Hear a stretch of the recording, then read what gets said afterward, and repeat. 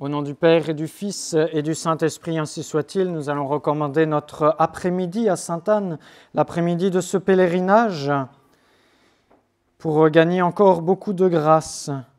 Glorieuse Sainte-Anne, pleine de bonté pour tous ceux qui vous invoquent, pleine de compassion pour tous ceux qui souffrent, me trouvant accablé d'inquiétude et de peine, je me jette à vos pieds, vous suppliant humblement de prendre sous votre conduite l'affaire qui m'occupe. Je vous la recommande instamment et vous prie de la présenter à votre fille et notre mère, la très sainte Vierge, et à la majesté divine de Jésus-Christ pour m'obtenir une issue favorable.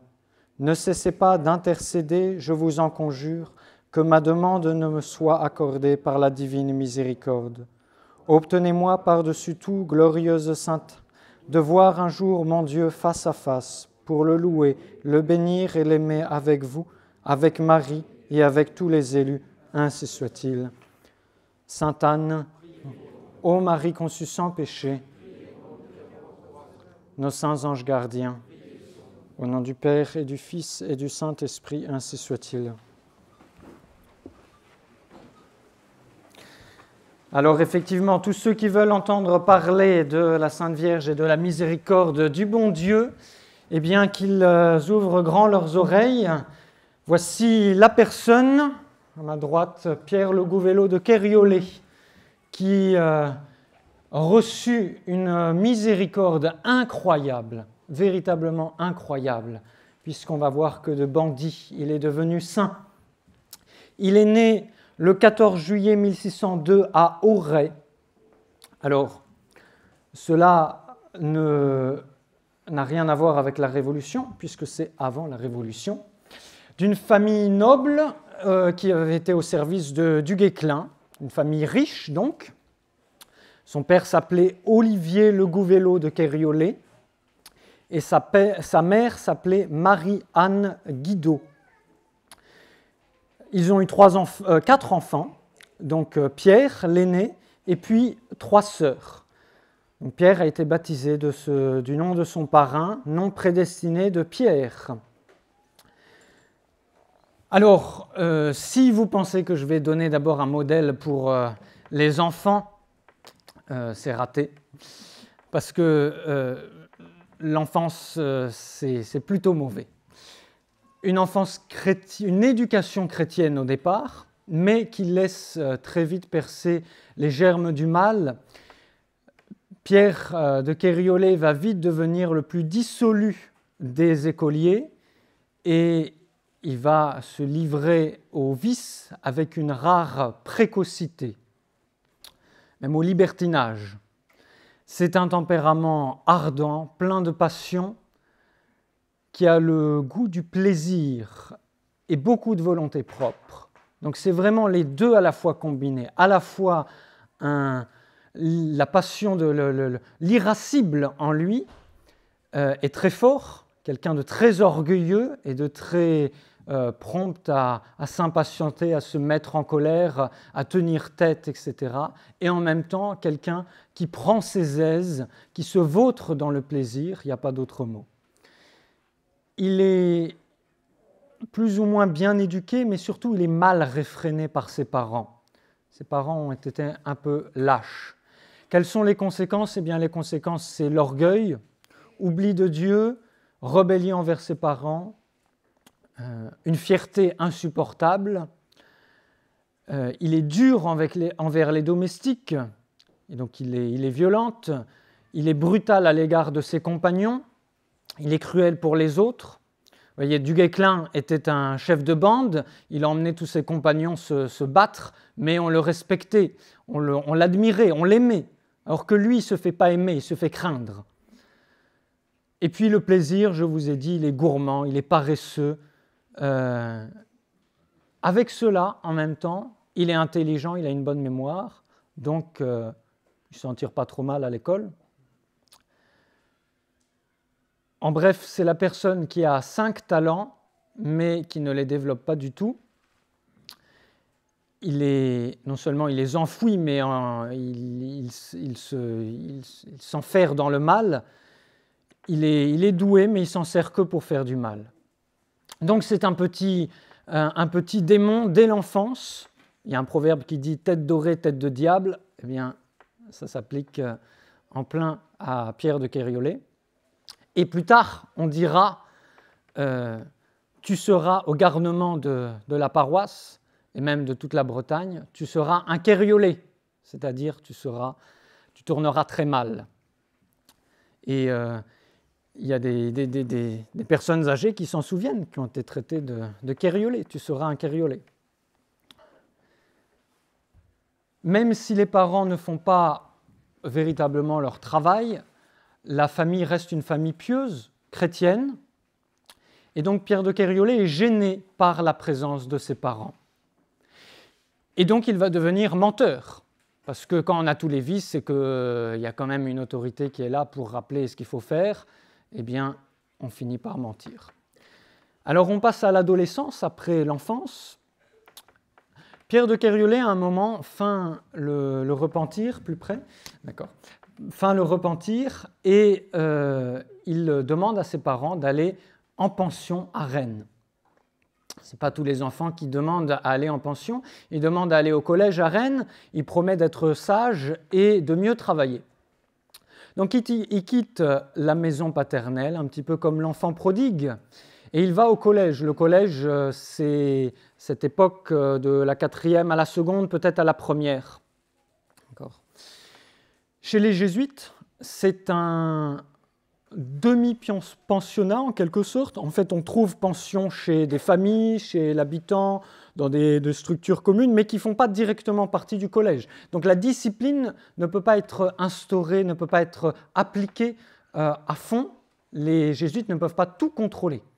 Même si ce sont de très bons éducateurs, il y a parmi leurs élèves de mauvais éléments. Alors, ce collège des jésuites à Rennes, il est fameux parce qu'il y a des fameux personnages qui sont passés là. Il y a le père Maunoir, celui qui a succédé au père Lenoblaise dans les missions bretonnes. Il y a Saint-Louis-Marie Grignon de Montfort qui passera là.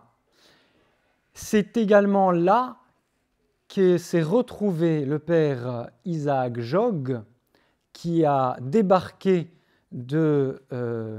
d'Amérique après s'être fait martyriser par les Iroquois, notamment couper les phalanges des doigts, et c'est là qu'il est allé se présenter après avoir débarqué sur les côtes bretonnes par un navire, je crois qu'il est passé par là au moins par un navire hollandais, etc. Et c'est dans ce collège. Donc ce collège, c'est pas rien, ce collège des jésuites. Une bonne méthode, comme chez Don Bosco, très bonne méthode, mais comme chez Don Bosco, beaucoup d'adolescents se perdent. Kériolet fait partie de ce nombre. En tout cas, il prend la route de l'enfer, c'est certain. Don Bosco a vu beaucoup de ces garçons qui tombaient en enfer. Son biographe écrit « Peu soucieux du latin et du grec, il se plaisait plutôt à courir ou à rêver des aventures qu'à lire celles de l'Iliade ou de l'Énéide. Les humanités ne l'humanisèrent point et la philosophie qu'il fut censé étudier ne le rendit pas plus sage. Ni les sciences profondes, ni la piété chrétienne que les révérends pères jésuites cherchaient à inculquer à leurs élèves n'attachèrent son esprit volage. Son goût était plutôt d'aller à la comédie et au cabaret qu'à l'église et à la classe. » Alors il y a quand même un domaine où il va être très bon, c'est pour apprendre à se battre. Et à l'époque, on se bat à l'épée, donc il apprend l'escrime et il devient très bon en escrime. Et comme il est fier et orgueilleux, il porte à ses côtés son épée constamment. Il s'entoure de mauvais garnements, de mauvais camarades, et il fait une petite guerre aux bons élèves du collège, donc pour faire fructifier la vertu des bons. Et donc il leur pique leur manteau, il leur crochette leur serrure de coffre pour leur voler leur argent de poche, etc., etc. Et avec cet argent, il fait des gros repas, des grosses goinfreries, pour ne pas utiliser un autre mot. Et donc, vie de dépenses. Et il se trouve donc souvent à sec. Dès qu'il a un petit peu d'argent, il le dépense dans des plaisirs. alors il aurait été normalement obligé de se mettre au service de quelqu'un, de devenir domestique, un petit peu comme a fait Don Bosco d'ailleurs, pour payer ses études, pour payer sa pension, comme dans l'histoire du fils prodigue.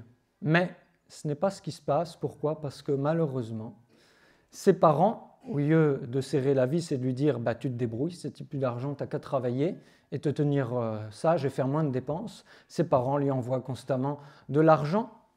Et donc, la chaîne s'enchaîne et ses parents payent. Et quand ses parents ne payent pas, parce qu'ils dépensent vraiment beaucoup, eh bien, il vole. Donc, il devient voleur. Déjà qu'il était orgueilleux, débauché, menteur, il devient voleur. Ses parents, quand même, lui rappellent son devoir constamment. Ils lui rappellent le respect de sa naissance, de son rang. Mais ils sont libéraux, si vous voulez. Ils disent, mais ils ne posent pas d'actes qui permettent de véritablement faire changer les choses. Pierre de Kériolé est sourd à leurs remontrances. Il ne se laisse pas toucher par leurs larmes. Il faudra beaucoup pour émouvoir Kériolé. Beaucoup plus. Pourtant, il n'est pas insensible, vous verrez. Il n'est pas insensible. Il ne désire de ses parents que l'oubli et le silence. Il fuit le foyer paternel. Donc c'est un enfant qui n'aime pas rentrer pour les vacances. Je ne sais pas si vous avez déjà vu ça.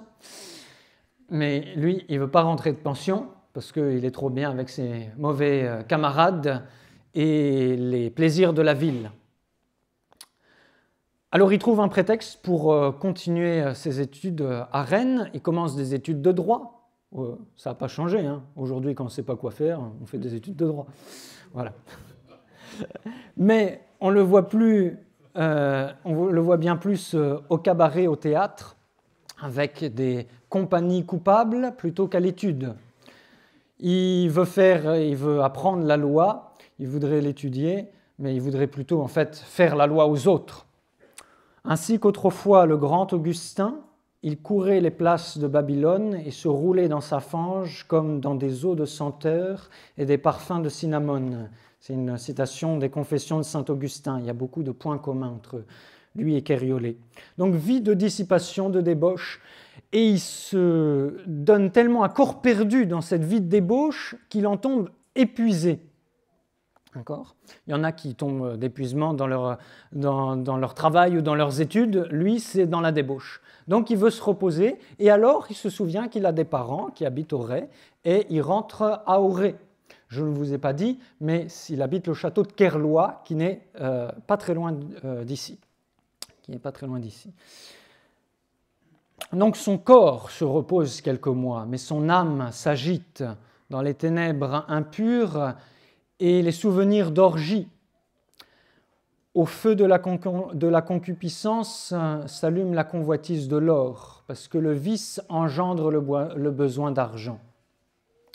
Il a peu de temps pour penser, mais il pense à plein de combines pour se procurer de l'argent. Il fait des plans sur la comète pour payer ses divertissements. Et en fait, il réalise que l'or est à portée de sa main dans la maison paternelle, et il finit par voler la réserve de son père et de sa mère, à savoir environ 2000 livres. C'est une somme énorme. Seulement le problème, c'est qu'il est en train d'enterrer son magot sous un poirier, et à ce moment-là, on le découvre. Est-ce qu'il cherche à s'excuser? Non, pas du tout. Il ne fait qu'aggraver son péché. Celui qui dérobe à ses pères et mères et qui dit que ce n'est pas un péché, à part au crime des homicides, dit la Sainte Écriture. Eh bien, tuer son père et sa mère, ça ne l'aurait pas dérangé non plus, vous verrez. Il est en train donc d'enterrer son magot sous un poirier et on le découvre. Alors, il décide de prendre la poudre d'escampette en emportant une grande partie du magot. Et c'est un peu la conclusion de sa jeunesse, un acte de bassesse, d'ingratitude envers Dieu et ses parents. Il s'enfuit. Il a 22-23 ans, et si vous calculez bien, cette année, l'année dernière, ce sont les 400 ans des apparitions de Sainte Anne, donc 1624-1625, Kériolé est né en 1602, il a 22-23 ans. Je vous laisse conclure. C'est à ce moment-là que sainte Anne apparaît. Ses parents ne l'auraient même pas condamné pourtant. Il s'enfuit, mais ses parents ne l'auraient pas condamné. Ça aurait fait un trop gros déshonneur pour la famille. C'est une famille noble. Mais Pierre de Kériolé part parce qu'il a en horreur tout ce qui lui rappelle de près ou de loin le droit chemin. Alors, il s'enfuit non seulement de Bretagne, mais de France. Il a pour projet de se faire turc, musulman, tant qu'à faire. Donc, il décide de renier son Dieu, sa patrie, et il veut aller à Constantinople, Istanbul. Il a appris qu'un ministre turc est à Vienne, en conférence avec l'empereur d'Autriche pour des pourparlers, à cause de la guerre dans les Balkans, et il décide d'aller là-bas pour repartir avec le ministre turc. C'est alors que la providence va commencer à entrer en action, la providence magnifique de Dieu. Et le bon Dieu va, si vous voulez, tendre sa ligne pour pêcher un gros poisson. Il va falloir de la patience au bon Dieu, parce que c'est un très gros poisson. Et ceux qui pêchent savent, ceux qui pratiquent la pêche, savent qu'il faut être patient.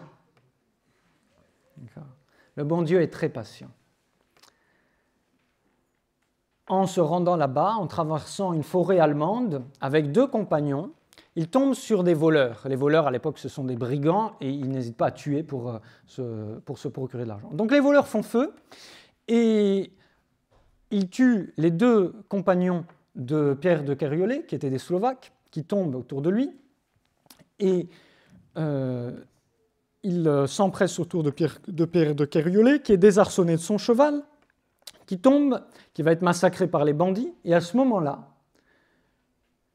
l'obscurité aveugle les bandits. Il faisait déjà nuit, mais à ce moment-là, ils ne voient plus rien, et ils se mettent à se tuer entre eux. Pourquoi ? Parce que Pierre de Kériolé est tombé à genoux, et à ce moment-là, il s'est souvenu qu'il y a au ciel une très bonne mère, la très sainte Vierge Marie, ce n'est pas encore Sainte Anne, la très sainte Vierge Marie. Et il fait un vœu à Notre-Dame de Liesse, si j'ai la vie sauve, j'irai en pèlerinage à Liesse. Alors Liesse, c'est Notre-Dame de Liesse, c'est un peu après Reims. L'histoire du pèlerinage, c'est 3 croisés qui étaient emprisonnés dans les pays musulmans, qui ont prié Notre-Dame, qui ont converti la fille du sultan et qui, dans une prière très fervente, en compagnie de cette jeune fille, se sont retrouvés tout d'un coup en France, à cet endroit-là. Et ils ont bâti une église là où la Sainte Vierge a voulu qu'ils bâtissent. Donc la statue, à un moment, ils marchaient, la statue est devenue tellement lourde qu'ils ont dû la poser et ils ont compris que c'était là qu'il fallait qu'ils bâtissent leur église. Le premier miracle à Notre-Dame de Liesse, c'est aussi amusant, c'est aussi un voleur qui a été sauvé. Il a été pendu, c'était un père de famille qui avait volé pour nourrir sa famille. Il a été attrapé, il a été pendu. Mais il a prié Notre-Dame de Liesse qu'elle le délivre, qu'elle le sauve de la mort. Et 3 jours après, on avait laissé son cadavre pendu. Il y a quelqu'un qui passe et qui entend des murmurés et qui se rend compte que le pendu n'est pas mort après 3 jours. Et il va expliquer au bailli, donc à l'officier de justice, parce que bon, la brave personne l'a dépendu, quand même, après 3 jours, on se dit, bon, il y a peut-être une raison pour laquelle il n'est pas mort. Il explique à l'officier de justice qu'il a invoqué Notre-Dame de Liesse et qu'il a senti une main qui le soutenait par le cou pour l'empêcher d'étouffer. Voilà, ce premier geste de miséricorde que fit la Vierge de Liesse fit que la Vierge de Liesse fut vite aimée des malheureux et des pécheurs repentis. Il y a une grande toile dans la sacristie à Liesse qui rappelle ce miracle. Et surtout à Liesse vont défiler les grands de ce monde, enfin les grands de France. Il va y avoir des pèlerinages royaux, donc les rois et les reines vont venir en pèlerinage. Charles VI, en 1414. Charles VII, il vient pour supplier la Sainte Vierge de sauver son royaume de l'envahisseur anglais.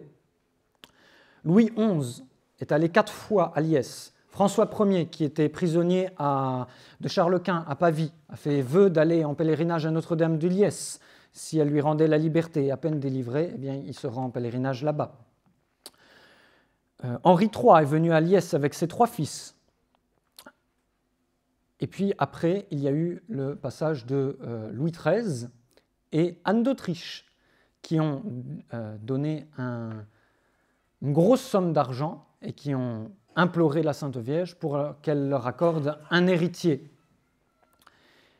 Et après la naissance de Louis XIV, miraculeuse, obtenue grâce au passage de Louis XIII et Anne d'Autriche ici à Auray, eh bien, ils vont revenir à Auray. Anne d'Autriche va donner la relique de Sainte-Anne, qui vient d'Apt, et puis ils vont aussi revenir à Notre-Dame de Liesse. Donc vous voyez, Notre-Dame de Liesse, Auray et Notre-Dame des Dons, bien sûr, évidemment, tout le monde connaît Notre-Dame des Dons, c'est là où l'on obtient, entre autres, des enfants, pour ceux qui n'arrivent pas à avoir des enfants. Il y a une grande plaque dans la sacristie de Notre-Dame de Liesse sur laquelle sont inscrits les noms des grands personnages qui sont venus en pèlerinage là. Et au milieu de la liste, entre les rois et les reines et les grands de ce monde, il y a Pierre de Kériolé, pénitent breton. Mais ce n'est pas pour tout de suite que Kériolé va à Liesse, parce que aussitôt qu'il est sorti d'affaire avec ses brigands, eh bien, il oublie son vœu, bien évidemment, et il continue sa route pour Vienne pour aller se faire turc. Manque de peau, ou plutôt providence divine, le ministre turc était parti et Kériolé est empêché donc d'aller. Alors il se dit, bon, je vais quand même y aller par mes propres moyens. Il est arrêté à la frontière de la Hongrie en voulant passer le Danube parce qu'il n'a pas de passeport. Encore une fois, il ne voit pas la main de Dieu et il se dit, bon, je vais aller à Venise parce qu'à Venise, il y a des bateaux qui permettent de traverser la Méditerranée. Il va à Venise et une fois à Venise, il faut bien vivre. Donc, il s'engage comme soldat de la République de Venise, tout en guettant l'arrivée des bateaux qui repartent pour Constantinople. Il n'y en a pas. Le bon Dieu permet qu'il n'y en a pas. Pendant plusieurs mois, il n'y en a pas. Alors, Kériolé décide de rentrer en France. Le retour va être extrêmement pénible. Ça fait penser au retour de l'enfant prodigue, tous ceux qui connaissent cette parabole, tous ceux qui ont fait des retraites de Saint-Ignace, n'est-ce pas, ou qui vont en faire une cet été, eh bien, connaissent la parabole de l'enfant prodigue, et donc le retour est extrêmement pénible. Sauf que pour Kériolé, il n'est pas converti. Et donc, au lieu de se tourner vers le bon Dieu, il se tourne vers les démons. Il décide d'invoquer les démons. Au XVIIe siècle, la magie était très présente. C'est le siècle, si vous voulez, des grands impies et des grands saints, le XVIIe siècle. Des saints magnifiques, une floraison, et même beaucoup de personnes qui ne sont pas canonisées, comme Yves Nicolazic, Pierre de Kériolé, Monsieur Ollier, et tous beaucoup de sulpiciens et de personnes qui ont développé la spiritualité française, Monsieur Boudon, etc. Donc, Père de Kériolé dit qu'il ne croit ni à Dieu ni à diable, et pourtant, il recherche des magiciens pour obtenir toutes les joies et toute la fortune possible. Encore une fois, l'amour des biens de la terre et l'amour des plaisirs. Il a entendu dire qu'en Allemagne, on peut trouver son compte, les magiciens juifs certainement, et donc il essaie d'aller là-bas pour obtenir quelque chose des démons. La magie existait aussi à Paris. Pierre de Kériolé va certainement aussi repasser à Paris à ce moment-là. On a trouvé dans le faubourg de Saint-Sulpice, à côté donc de la grande église de Saint-Sulpice, un autel dédié aux démons avec cette inscription « Gloire à toi Lucifer, gloire à toi Belzébuth, gloire à toi Azraël » avec un autel, des chandelles noires sur l'autel, des ornements pour le culte diabolique, un livre d'invocation diabolique, etc. Tout ça, ça a été saisi par la police au XVIIe siècle. Pierre de Kériolé va rencontrer beaucoup de sorciers, il participe à des messes noires, à des séances de spiritisme en règle, etc. Et finalement, il n'y a rien qui marche pour lui, Donc il se dit, bon ben, les sorciers ils sont nuls, je vais invoquer le démon moi-même. À grands cris, il invoque le démon, mais Dieu ne permet pas que le démon réponde. Le démon va répondre à un moment, mais ça va pas être... c'est pas à ce moment-là. À défaut donc de Mahomet, à défaut du démon, Kériolé se prend lui-même pour une idole et il rentre le front haut en Bretagne. Il marche dans les rues avec une allure provocante, un regard insolent, il toise tous ceux qu'il rencontre sur son passage. Souvenez-vous qu'il est parti en emportant l'argent de ses parents, en déshonorant sa famille.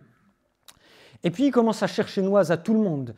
Il irrite les gens pour trouver un prétexte à se battre, à les provoquer en duel. Le XVIIe siècle, c'est aussi l'époque du duel. Et Pierre de Kériolé va avoir la fureur du duel. Il provoque les plus forts. Il insulte les gens, il va jusque dans leur maison pour les insulter, pour les forcer à venir se battre avec lui. Donc il est redouté de tous ses voisins. Il ose même lancer un défi à un gentilhomme de la suite, donc de l'entourage du gouverneur de Bretagne qui est de passage à Auray. Donc celui qui fait régner la justice, le duel est puni de mort à l'époque, Pierre de Kériolé, il n'en a rien à faire.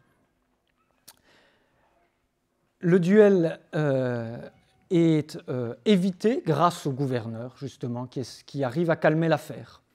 Un jour, il y a un gentilhomme que Pierre de Kériolé avait provoqué en duel, qui, au lieu de l'attendre sur le champ de bataille, lui tend une embuscade avec 5 soldats, et Pierre de Kériolé tue ce gentilhomme et met ses amis, ses soldats, en fuite. Il n'a peur de rien et il est très fort. Tout le monde a peur de lui. En vain, sa famille essaie de le calmer. Et, je vais vous lire une citation, parce que ça vaut vraiment le coup.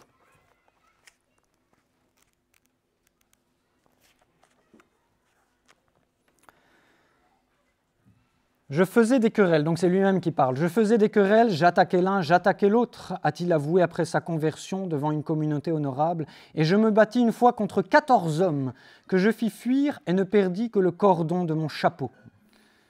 Une autre fois, j'attaquais moi seul 30 personnes sans avoir aucune peur de la mort.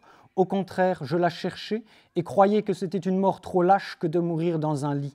J'avais le cœur bien plus généreux que cela, et je désirais mourir en un instant, de peur que l'on ne vînt me crier la confession aux oreilles, n'appréhendant rien tant que de tomber en cet état. Donc il brave Dieu, il brave les hommes, il brave la mort, il n'a peur que d'une chose, c'est de devoir se confesser. Pierre de Kériolé va aller se battre en Allemagne, parce que bon, c'est bien beau d'affronter les petits gentilshommes de Bretagne, mais bon, ils ne veulent pas se battre, donc on va aller affronter des ennemis qui sont en guerre. Et donc, il part en Allemagne, il y a la guerre de 30 ans à ce moment-là, on est en 1628, Pierre de Kériolé a 26 ans, il n'y reste pas longtemps, à peine un an, parce que sans doute il n'a pas dû supporter la discipline allemande, oui, parce que c'est l'Allemagne qui est en guerre contre l'Italie. Voilà. Donc, il re-rentre. Les combats n'ont certainement pas adouci l'humeur batailleuse de Kériolé. On ne tarde pas à apprendre en Bretagne le retour du fameux duelliste.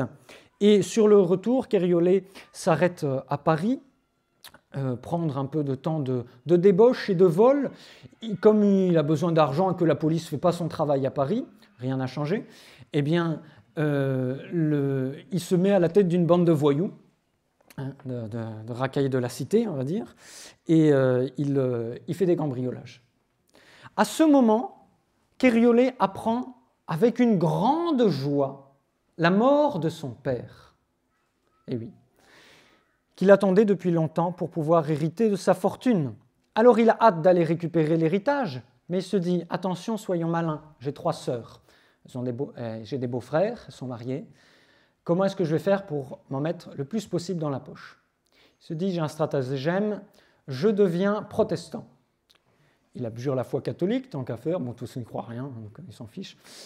Donc il devient officiellement protestant, et il réussit comme ça à enlever à ses sœurs un maximum de l'héritage, non seulement parce que les protestants avaient des avantages, souvent parce qu'on évitait de provoquer des procès avec eux, mais en plus parce que sa famille lui dit « Ah non, mais revenez à la foi catholique, et comme ça, on vous donnera une plus grande part de l'héritage. » Ah bon, d'accord, peut-être, oui, bon, oui, c'est vrai, j'aurais pas dû abandonner le bon Dieu. Bon, alors, il se refait catholique et il hérite. Pierre de Kériolé, à 33 ans, il obtient donc le château de Kerloa. On est en 1635, et puis il va s'enfoncer dans le mal. Il a tout ce qu'il le faut pour lui, pour vivre. Est-ce qu'il va se calmer? Non. Il va commencer à spéculer. Les grains, donc le commerce est à bas prix. Les récoltes se vendent à bas prix. Lui, il reçoit beaucoup de toutes ces métairies, de tous ces paysans. Et donc, il se dit, bon, bah, plutôt que vendre le blé ici aux gens qui en ont besoin et à bas prix, je vais acheter un bateau et je vais aller faire du commerce, vendre ailleurs, en Espagne, là où le prix est très élevé. Finalement, les prix remontent et il ne met pas son projet à exécution. Il a un autre projet, il a plein de projets tout aussi mauvais les uns que les autres. Il se dit, je vais rassembler 30 chevaliers avec moi et puis on va aller se battre contre les Turcs. Mais si les Turcs sont les plus forts, on passe de l'autre côté. Donc, vous voyez, c'est le combat des 30 chevaliers bretons, le fameux combat des 30, mais à la Kériolé. En même temps, il dit, je continuais mes communions sacrilèges avec une débauche effrayante. La facilité que je trouvais à perdre les femmes de condition m'avait persuadé qu'il n'y en avait point de chaste.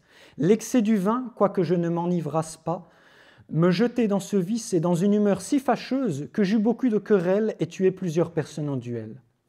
Sa famille, qui se dit, bon, comment est-ce qu'on peut faire pour essayer de calmer les choses, va essayer de le marier. Il se dit, très bien, je vais aller visiter des familles. Et il utilise ce prétexte pour faire des galanteries à droite et à gauche dans les différentes familles. Il se fondait en adultère, comme dit saint Augustin dans ses confessions. Un jour, il va visiter une dame, il monte par une corde au balcon, et il y a le mari qui avait appris la chose, et qui est là à l'attendre avec une arquebuse.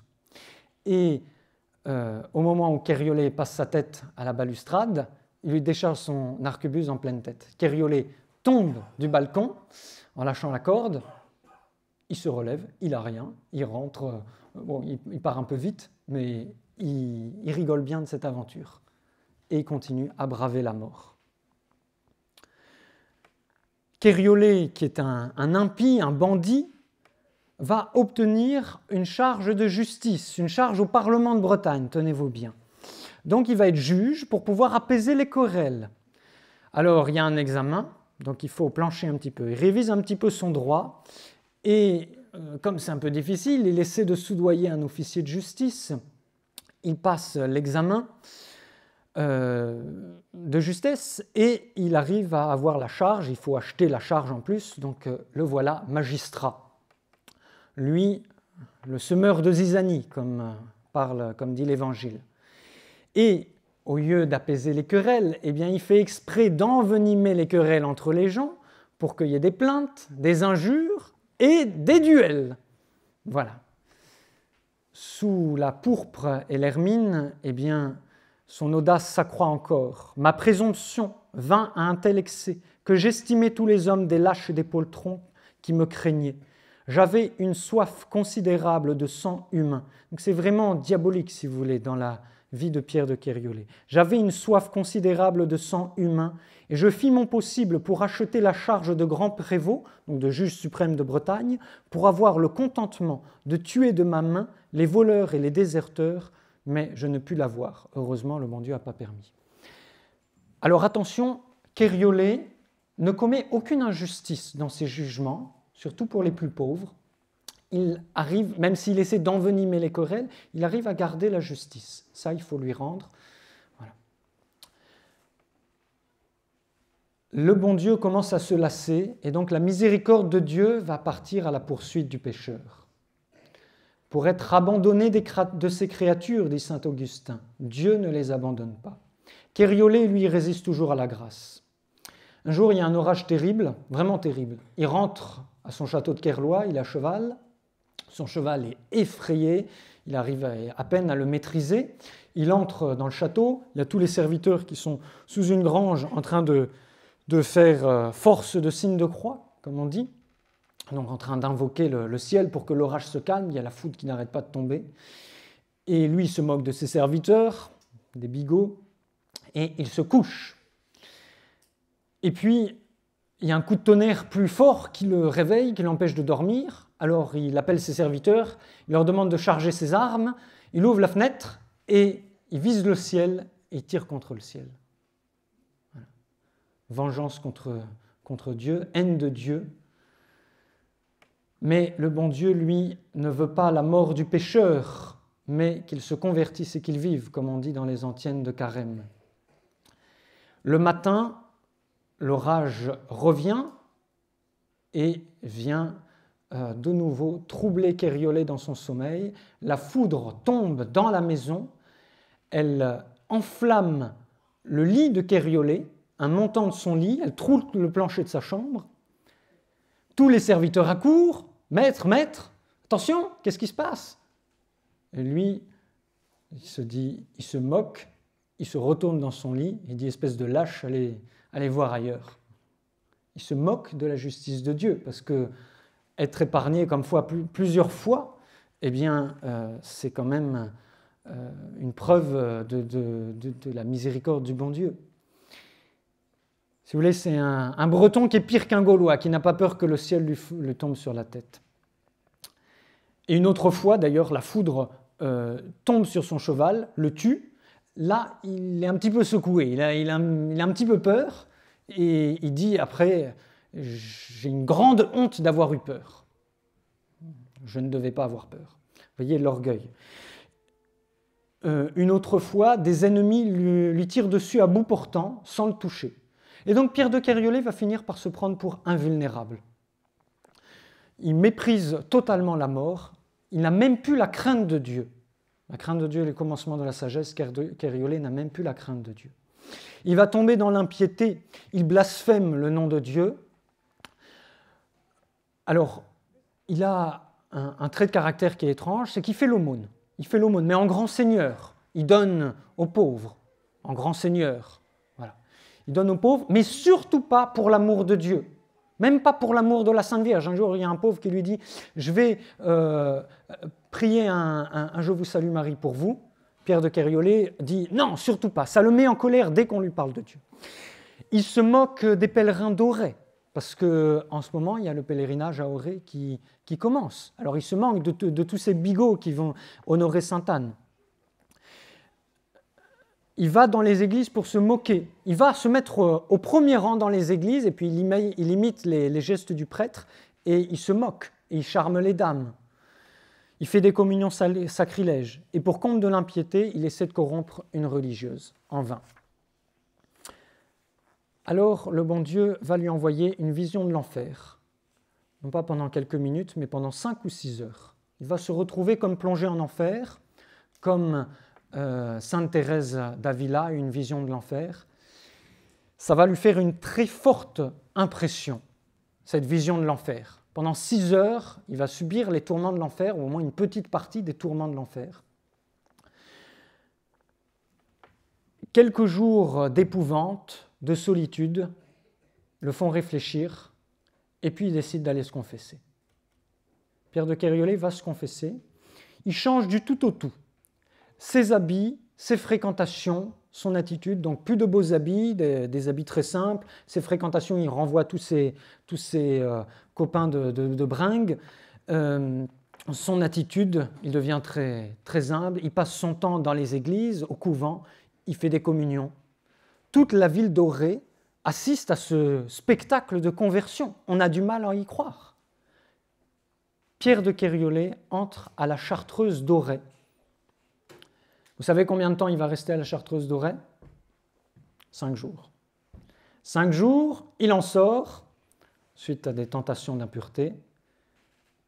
Et alors s'applique la phrase de l'Évangile, lorsque l'esprit immonde est sorti d'un homme, il cherche un lieu de repos, mais n'en trouvant pas, il dit « Je retournerai dans ma première demeure » et il prend avec lui 7 autres esprits plus mauvais que lui, et l'état de cet homme est pire qu'avant.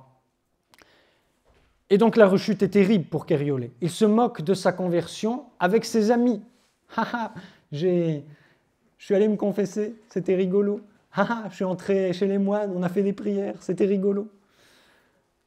Et il recommence une vie de désordre, de querelles, de scandales, d'athéisme, d'apostasie, d'impiété, etc. Et c'est reparti de plus belle. L'âme de Kériolé, on peut dire qu'elle avait été éclairée par les feux de la colère divine, avec cette vision de l'enfer, mais non pas réchauffée par les feux de son amour. Alors, le bon Dieu ne s'arrête pas là. Vous voyez le bon Dieu va utiliser un moyen très spécial pour convertir Pierre de Kériolé. Il faut revenir sur un événement qui se passe en France au XVIIe siècle, dans la ville de Loudun. La ville de Loudun, c'est avec la ville de La Rochelle l'une des deux places fortes qui ont été données aux protestants par l'édit de Nantes. Donc, il y a la moitié d'habitants catholiques, la moitié d'habitants protestants, huguenots, mais ce sont les protestants en soi qui commandent, en théorie, et puis il y a quand même un curé catholique. Ce curé s'appelle Urbain Grandier. Il est très doué, beaucoup de talent pour parler, etc., mais il est impur, orgueilleux, dissident et sorcier. Il a plusieurs démêlés avec son évêque, l'autorité, etc. Et un jour, comme on ne lui accorde pas la direction spirituelle du couvent des Ursulines de la ville de Loudun, il décide de faire appel au démon pour que le démon possède les religieuses de Loudun et ainsi embêter le prêtre qui a été nommé aumônier à sa place, donc par jalousie. Les religieuses vont se retrouver possédées des démons les plus forts. Imaginez, c'est un prêtre qui a appelé les démons. Surtout la supérieure, qui va voir 6 démons en elle, dont Asmodée, le démon de l'orgueil, un ancien chérubin. Et les exorcistes vont se succéder pour essayer de faire fuir toutes ces légions de démons qui possèdent les religieuses de Loudun. Et certains vont même y perdre leur santé physique et leur santé mentale. Après certains pères exorcistes, on nomme le père Surin, qui est non pas un saint prêtre, mais véritablement un saint, même s'il n'est pas canonisé. Il est chargé donc de faire les exorcismes. Ce sont des exorcismes publics qui ont lieu en présence de parfois 5 évêques, des dizaines de prêtres, des représentants du royaume, etc. Un état de religieux. Et le père Surin va prendre sur lui le démon. Donc il va, ne réussissant pas à délivrer les religieuses, il va demander dans ses prières d'être lui-même possédé du démon pour délivrer les religieuses. Comme le bon Dieu voudra, évidemment. En tout cas, il finit par être lui-même possédé à certains moments pendant les exorcismes et il est infesté à de très nombreuses reprises. Donc c'est un peu moins fort, l'infestation diabolique, c'est un peu moins fort que la possession. Ça devient une affaire d'État, cette possession des religieuses de Loudun. Ça arrive aux oreilles de Richelieu, qui envoie un inspecteur. Il y a également le frère du roi, qui était très volage, qui va passer à Loudun, qui va être impressionné par les démons, qui parlent par la bouche des religieuses, qui disent leur cas de vérité à tous ceux qui passent par là. Entre-temps, pendant les exorcismes, Urbain Grandier est dénoncé par les démons. On interroge les démons pour savoir qui a fait un pacte avec le diable. Urbain Grandier, dénoncé par les démons. Il est condamné à la suite d'un grand procès où les catholiques et les protestants de la ville s'opposent farouchement. Il est condamné à être brûlé vif devant son église. Il va mourir sans la moindre marque de repentir, malgré l'assistance d'un père capucin qui s'appelle le père Archange. Tous les protestants sont avec lui, et donc c'est la victoire du catholicisme qui montre que les possessions sont bien réelles, et les démons, après la mort d'Urbain Grandier, ne quittent pas les religieuses, sauf une petite partie qui vont aller en enfer. C'est ce qu'ils vont expliquer aux exorcistes. Ils vont aller en enfer pour aller tourmenter leur magicien, leur maître sur la terre, qui devient leur valet en enfer, Urbain Grandier. Le père Surin va ensuite remporter quelques victoires contre les démons en chassant plusieurs, notamment en invoquant Saint Joseph, qui était son patron. Il y a beaucoup de monde qui assiste aux exorcismes. Il y a des miracles, des conversions, parce que notamment quand le démon qui est chassé par Saint Joseph sort, je crois que c'est Balaam, eh bien il écrit, comme le prêtre lui a demandé, et comme le démon lui-même l'a annoncé, le nom de Saint Joseph sur la main de la religieuse, en une espèce d'écriture mystérieuse. Il y a un lord anglais qui voit ça, qui se convertit. Bon, c'est très impressionnant. Plein de conversions, plein de confessions générales. Le bon Dieu va appeler Kériolé à la ville de Loudun. Un jour, il est en promenade, donc en Bretagne, avec un de ses amis, tout aussi vicieux que lui, et la conversation tombe sur la ville de Loudun, puis sur une fameuse demoiselle protestante, huguenote, qui est dans cette ville, qui est très belle. Ah, ça parle à Kériolé, plus que les démons, il n'y croit pas. Et donc, il a essayé de les invoquer, ils n'ont pas répondu, il n'y croit pas. Donc, Pierre de Kériolé décide de partir avec son ami à Loudun pour aller conquérir cette belle demoiselle. Et le soir, arrivé dans la ville, c'est le 1er janvier, le soir, Pierre de Kériolé se balade dans les rues de Loudun avec de mauvais desseins, et il est attiré par de la lumière et du bruit dans l'église Sainte-Croix. Évidemment, il entre et il va tout devant, bien sûr, à la première place. Et là, il y a le premier contact avec le démon. Le démon lui demande pourquoi est-ce qu'il est venu ici, pour affaire. Bon, un premier contact avec le démon. Le lendemain, un petit peu plus profond, le démon, il revient le soir, et le démon lui demande qui il est et pourquoi il est ici. Il dit « je suis un homme de justice », etc. Le démon se moque un petit peu de lui. « Toi, un homme de justice ?» Ouais, c'est ça. Le surlendemain, il revient encore. Et là, il demande à Kériolé pourquoi tu n'as pas ton épée au côté, toi qui as plein d'ennemis? Parce que ici, je n'ai pas d'ennemis, répond Kériolé. Et le démon lui dit, tu n'as pas d'ennemis? Je suis ton ennemi, celui que tu crains le moins. 4e soir, Pierre de Kériolé revient encore, et là, le démon dit va-t'en. Il demande à Kériolé de partir. Tout ce que vous verrez à Loudun ne vous servira de rien, dit-il à Kériolé. Et le prêtre, qui commence à comprendre qu'il y a quelque chose, interpose le très saint sacrement entre Kériolé et le démon, donc empêche le démon de révéler d'autres choses à Kériolé ce soir-là. Le 6 janvier, le démon dit à Kériolé, donc il revient toujours dans cette église et il commence à être sérieusement ébranlé.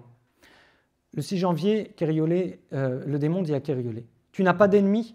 Et quoi? Ce Dieu que tu méprises depuis tant d'années, ô méchant, je croyais bien te tenir et te porter en enfer lorsque tu fis à Notre-Dame de Liesse ce vœu que tu n'as jamais accompli, ingrat et indigne des bienfaits de la Sainte Vierge. Et quand tu reçus le coup de mousqueton, sans qu'il te blessât sous la fenêtre de cet adultère, tu me fus ôté des mains, comme aussi lorsque j'emportai par la foudre du ciel ton lit avec le plancher de ta chambre. Blasphémateur et athée, est-il possible qu'un tel homme reçoive miséricorde? Injustice divine, blasphème le démon. » Ça, c'est les paroles qui vont faire réfléchir Pierre de Kériolé. Et la suite, je vais vous la lire parce qu'elle est importante pour comprendre pourquoi Pierre de Kériolé s'est converti.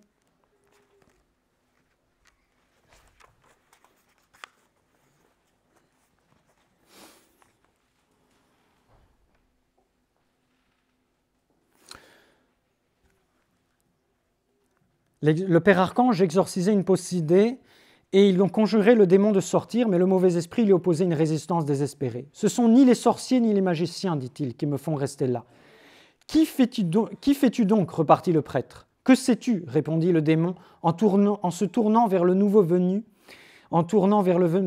sa face hideuse et en le montrant du doigt. Donc c'est Kériolé. « Que sais-tu si ce n'est pas pour la conversion de cet homme ?» Et interpellant brusquement ce dernier avec colère, « D'où viens-tu que tu es sans armes ?» etc.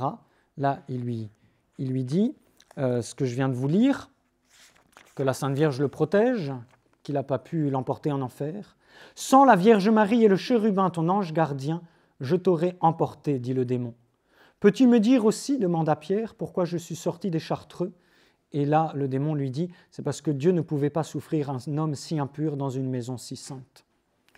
Oh, ce fut alors, raconte Kériolet, que je commençai d'avoir peur. Je me sentis tout transi, et comme le père me regardait, mon père, lui dis-je, il a touché au but, j'ai fait tout ce qu'il vient de dire, il est temps dorénavant de pleurer mes péchés et de me convertir à Dieu. Pierre de Kériolet est vaincu, et la voix du démon a donc été pour Kériolet comme le coq pour Saint-Pierre, l'instrument de sa conversion, mais c'est surtout la grâce du bon Dieu, évidemment. Alors Pierre de Kériolet va commencer sur le champ à faire une confession publique, à s'accuser de toutes ses fautes. Cette confession publique, elle est étouffée par ses larmes de repentir. Il va se mettre dans le côté dans une chapelle latérale, et il pleure. Les gens qui se demandent s'il est malade, ils essaient de le consoler, mais ils comprennent que ce n'est pas la peine. Et puis à la fin, quand tout le monde est sorti, il y a le père Archange, celui qui a assisté Urbain Grandier, qui se propose de le confesser le lendemain. Kériolet revient à son hôtel, passe la nuit en prière, et puis il vient de bon matin faire sa confession. Ça aussi c'est admirable, il faut le lire.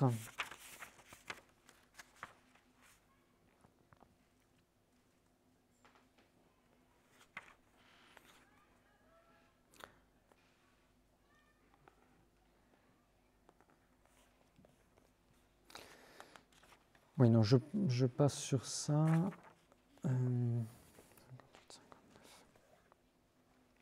Et le démon va continuer à parler à Kériolet.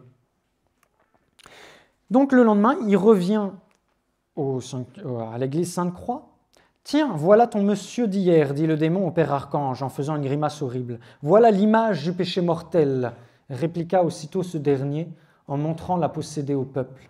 Et combien ton monsieur en avait-il de semblables ? S'écria le démon.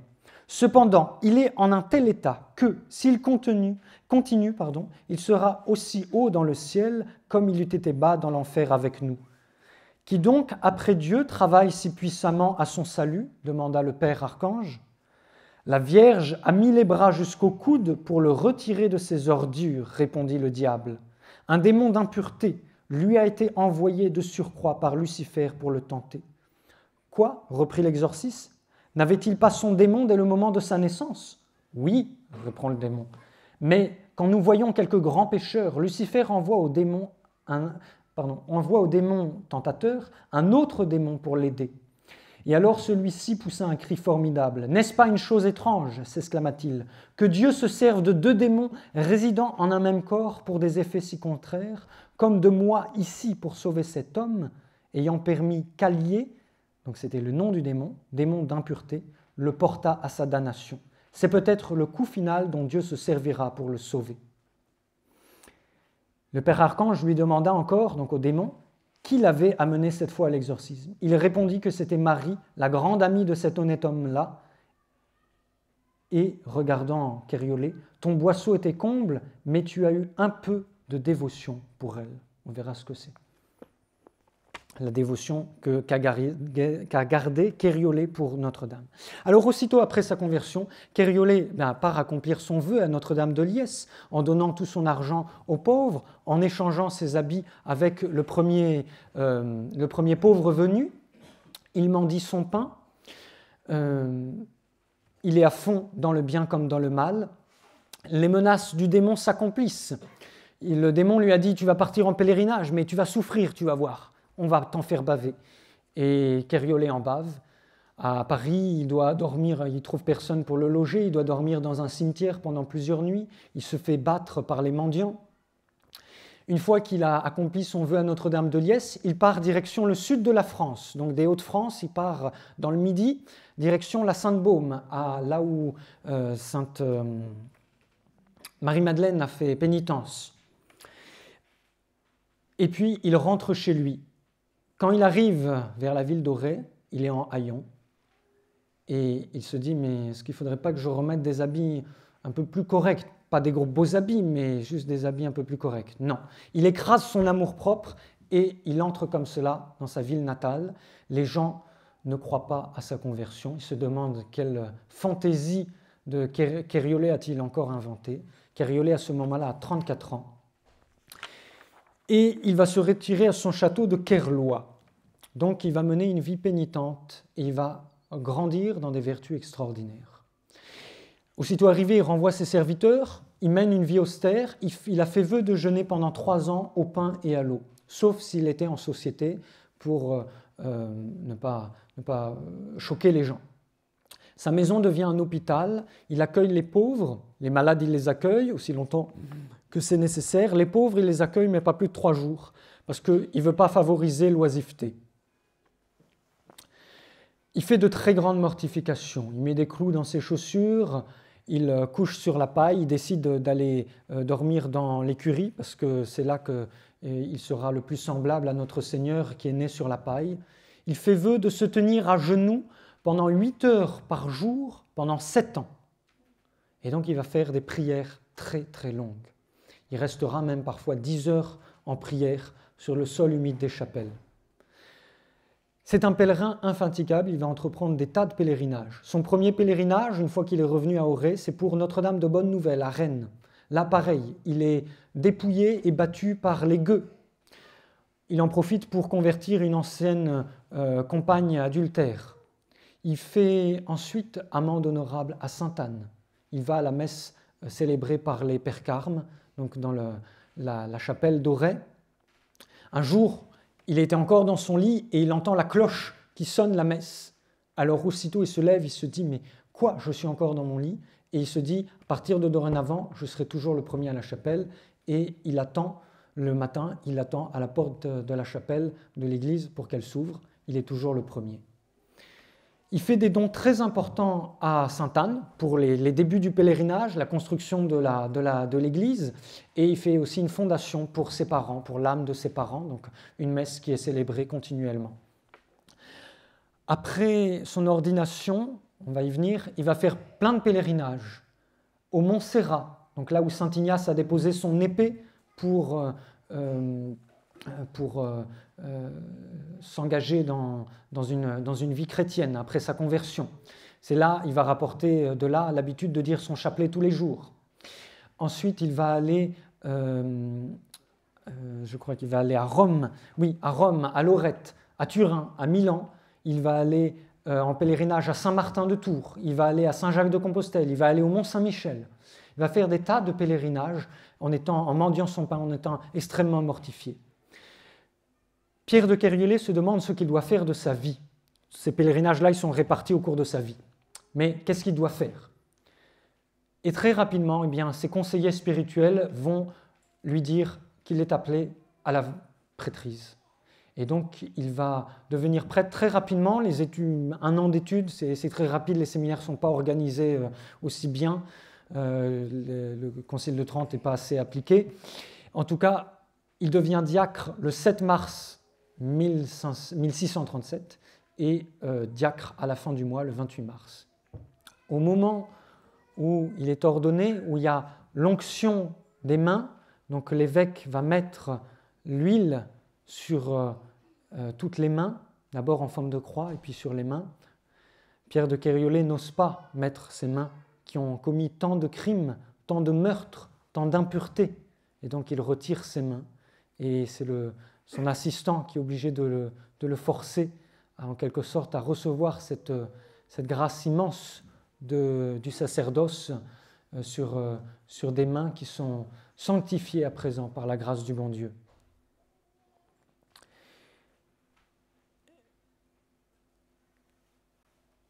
Il va demander à rester un prêtre pauvre parmi les pauvres, donc il ne va pas recevoir de bénéfices. À l'époque, chaque prêtre avait un revenu, quel qu'il soit, mais un revenu.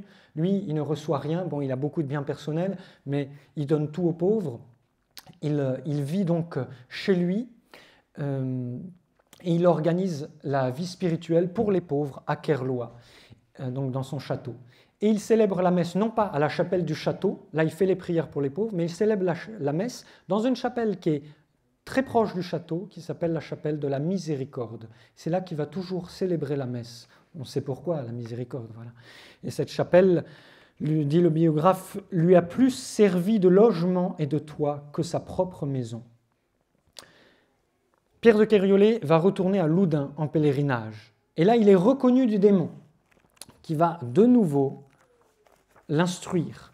C'est admirable comment le bon Dieu se sert du démon pour instruire Kériolé. Tu as demandé à Dieu de faire connaître sa volonté. Or, je te dis que la volonté de Dieu, donc Pierre de Kériolé se demandait vraiment à quoi le bon Dieu l'appelait.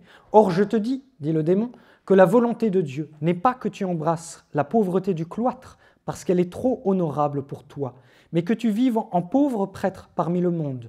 Tu as reçu beaucoup et de très grandes grâces par le moyen de la Vierge Marie.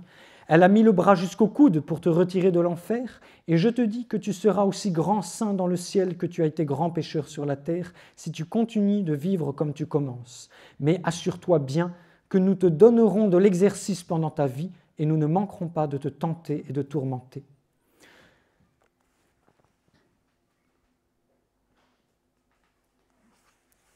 Je passe parce que je ne veux pas rallonger la conférence.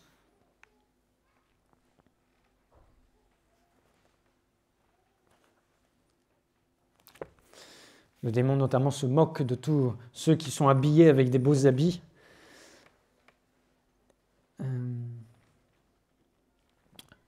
Pierre de Kériolé va devenir exorciste. Eh oui. Dans la chapelle de la Miséricorde, il va faire des exorcismes sans publicité, à genoux, et en interrogeant le démon, non pas à l'oral, mais mentalement, parce qu'il pense qu'il est trop pécheur pour pouvoir utiliser sa langue pour parler au démon. Et donc il interroge mentalement. Si le démon veut bien répondre, il répond. Et donc le démon lui répond parfois, répond aux possédés, répond à des religieuses qui sont là en train d'assister aux exorcismes, et il dit aux religieuses toutes leurs imperfections pour qu'elles se corrigent, etc.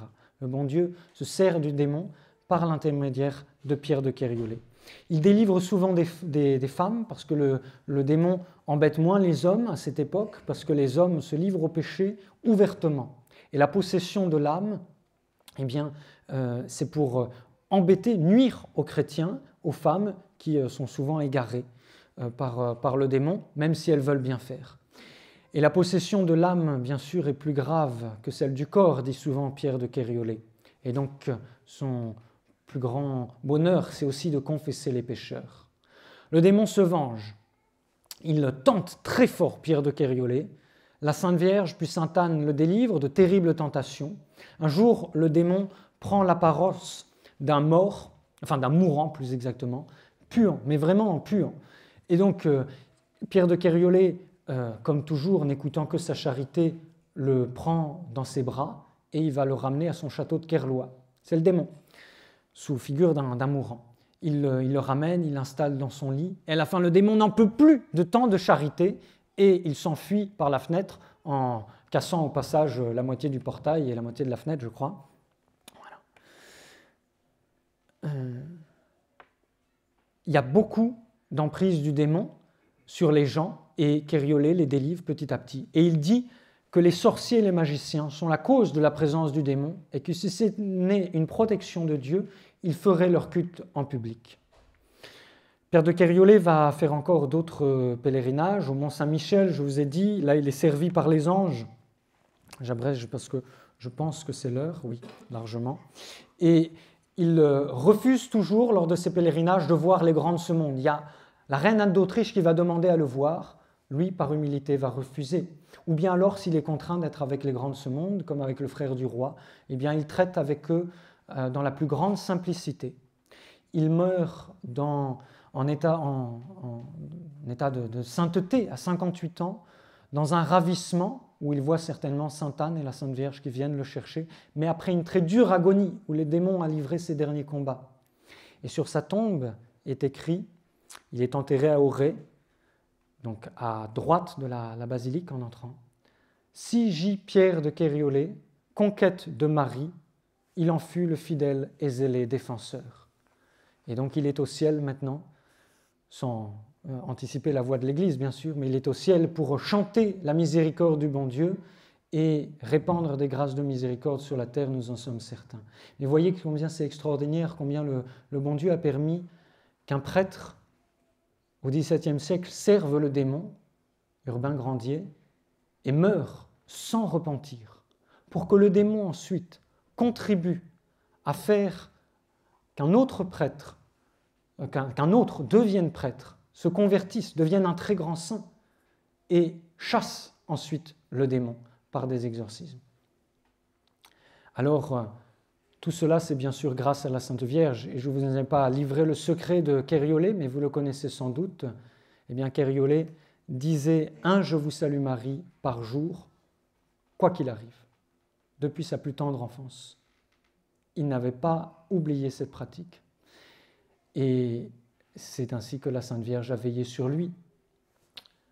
Il ne voulait pas qu'on se moque trop de la Sainte Vierge non plus. Le démon en dira, elle a mis le bras jusqu'au coude en enfer pour le retirer de ses ordures. C'était Marie, la grande amie de cet homme-là. Ton boisseau était comble, tu aurais dû aller en enfer, mais tu as eu un peu de dévotion pour elle. Voilà comment Kériolé a été sauvé par la Sainte Vierge et combien sa dévotion a extrêmement grandi envers la Sainte Vierge, mais pas que envers elle, envers Sainte Anne. Il priait énormément Sainte Anne.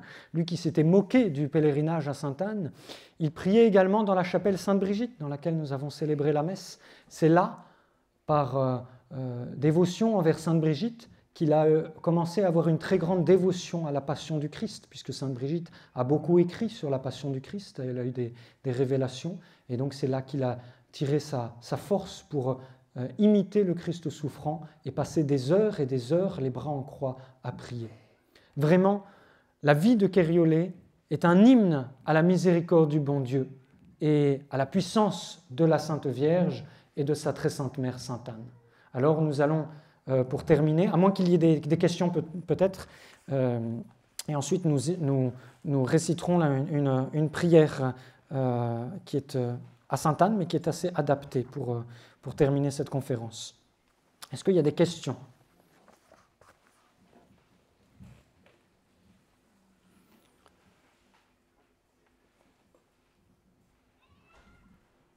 Pas de questions, très bien. Écoutez, vous allez prendre le carnet à la page 31. C'est la prière indulgentie à Sainte Anne. Nous allons la réciter pour la conversion des pauvres pécheurs et pour le repentir de nos fautes.